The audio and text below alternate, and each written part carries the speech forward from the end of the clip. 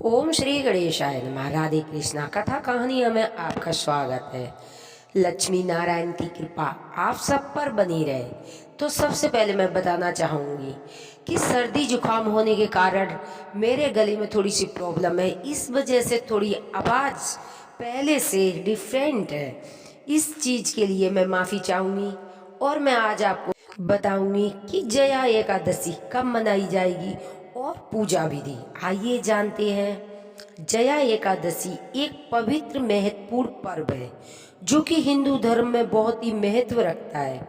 यह पर्व भगवान विष्णु की आराधना और पूजा के लिए मनाया जाता है, जो कि हमारे जीवन में सुख, समृद्धि और सफलता का प्रतीक है।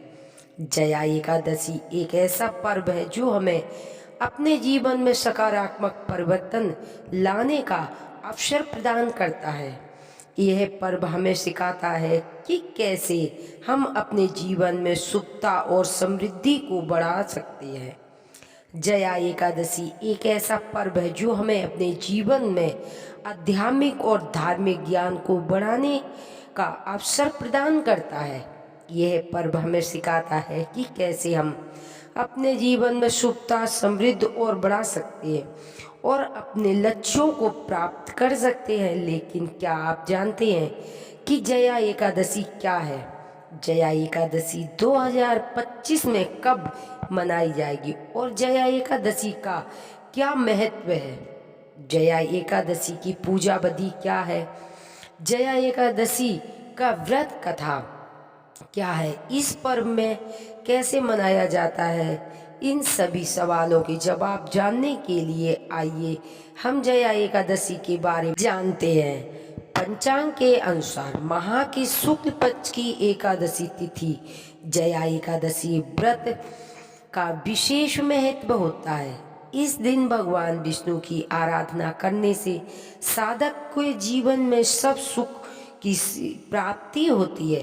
धार्मिक मान्यताओं के अनुसार इस व्रत के पालन से देवी लक्ष्मी का आशीर्वाद प्राप्त होता है, जिससे परिवार में सुख, समृद्धि, खुशहाली बनी रहती है।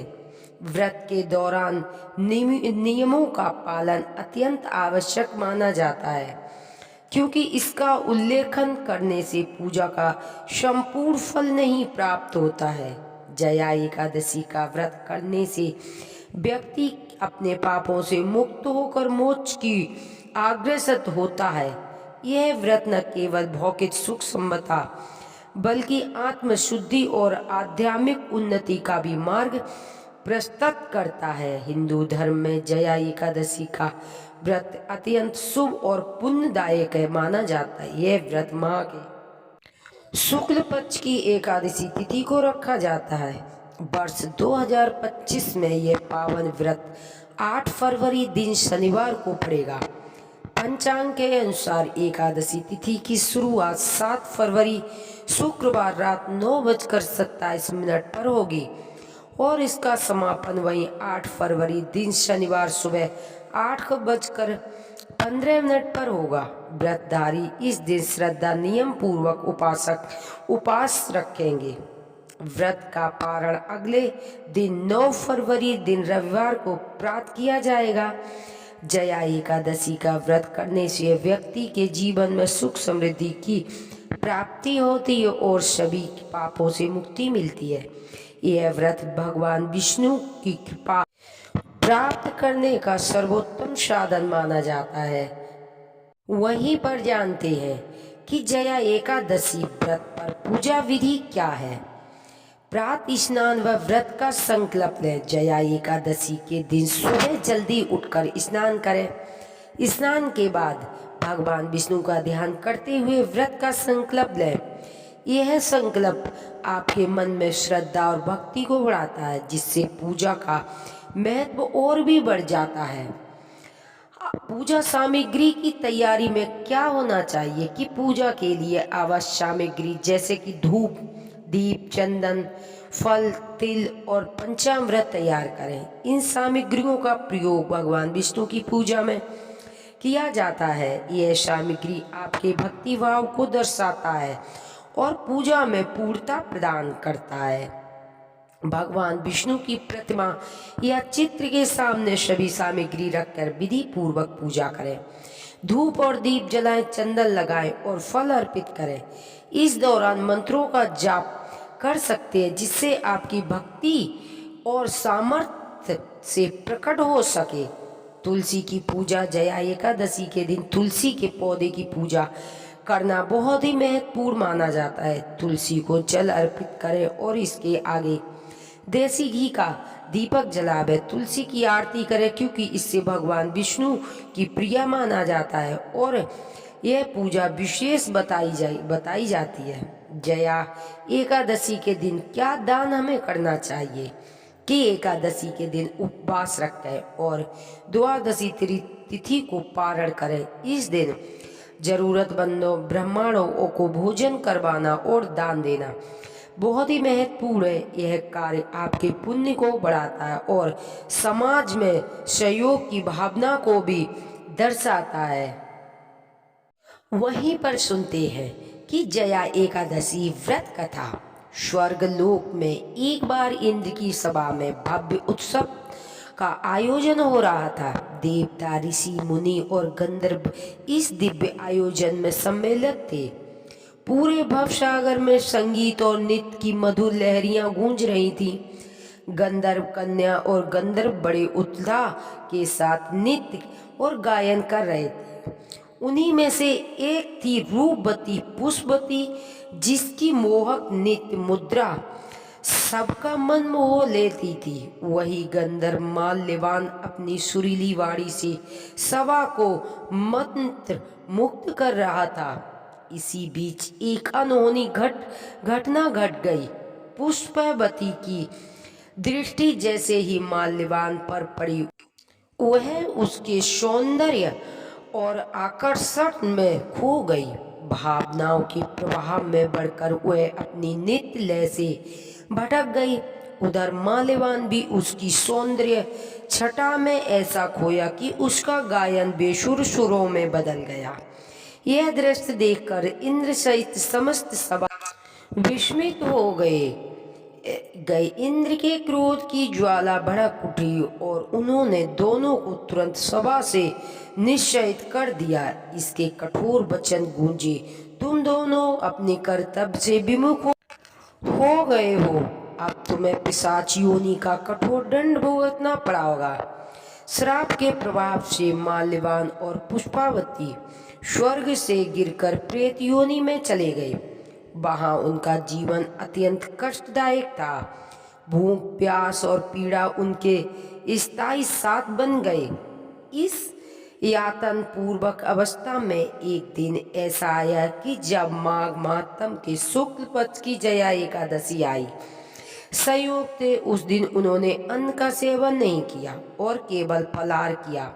साथ ही उन्होंने अपनी दुर्दशा से उबरने के लिए भगवान विष्णु से आराधना की और उनकी महिमा का गुणगान किया।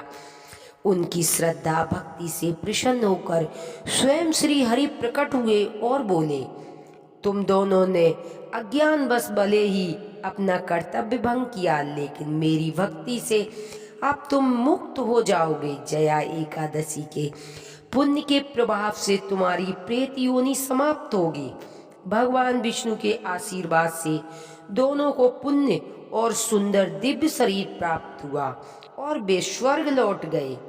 जब इंद्र की सभा में पहुंचे तो इंद्र चकित रह गए। उन्होंने पूछा, तुम दोनों इस योनि से कैसे मुक्त हुए हो? तब माल्यवान ने उत्तर दिया, हे देवराज इंद्र, हम दोनों ने जया एकादशी का व्रत रखा है और भगवान विष्णु की कृपा से हमें पिशाच योनि से मुक्ति मिली है। इस कथा से यह सिद्ध होता है कि जो भी श्रद्धा सच्चे मन से जया एकादशी का व्रत करता है वह समस्त पापों से मुक्त होकर मोक्ष प्राप्त करता है। भगवान विष्णु की कृपा से उसके समस्त कष्ट दूर हो जाते हैं और वह जीवन मरण के बंधनों से छूटकर परम आनंद को प्राप्त करता है। सुनते हैं आरती, क्योंकि कथा का पूर्ण फल जब भी प्राप्त होता है जब आरती सुनते हैं। ओम जय जगदीश हरे, स्वामी जय दीनानाथ हरे। भक्ति जनों के संकट, दासी जनों के संकट, वंशी वाला दूर करे। ओम जय जगदीश हरे। जो ध्यावे फल पावे, दुखी विन से मन का, सुख संपत्ति घर आवे, कष्ट मिटे तन का। ओम जय जगदीश हरे। माता पिता तुम मेरे, शरण गहूँ किसकी, तुम विनी और न दूजा, आस करूँ जिसकी। ओम जय जगदीश हरे। तुम पूर्ण परिमात्मा, तुम अंतर्यामी, जगत पिता जगदीश्वर, तुम सबके स्वामी। ओम जय जगदीश हरे। तुम करुणा के सागर, तुम पालन करता, मैं मूर्ख खल कामी, मैं सेवक तुम स्वामी, कृपा करो वरता। ओम जय जगदीश हरे। तुम हो ये के अगोचरी, सबके प्राणपति, किस विधि मिलूं दया मैं, तुम ही हो मैं कुमिति। ओम जय जगदीश हरे। दीन बांध दुख हरिता, ठाकुर तुम मेरे, प्रभु रक्षक तुम मेरे। अपने हाथ उठाओ, अपनी शरण लगाओ, द्वार पड़ा तेरे। ओम जय जगदीश हरे। विषय विकार मिटाओ, पापे हरो देवा, श्रद्धा भक्ति बढ़ाओ, संतन की सेवा। ओम जय जगदीश हरे। तन मन धन सब कुछ है तेरा, तेरा तुझको अर्पण, क्या लागे मेरा। ओम जय जगदीश हरे। श्री श्याम सुंदर जी की आरती जो कोई नर गावे, स्वामी प्रेम सहित गावे, कहत शिवानंद स्वामी, भजते हरि हरि स्वामी, मन वांछित फल पावे। ओम जय जगदीश हरे। यदि हमारी कथा कहानियाँ आपको पसंद आती हो तो प्लीज़ चैनल को सब्सक्राइब करें, वीडियो को लाइक करें।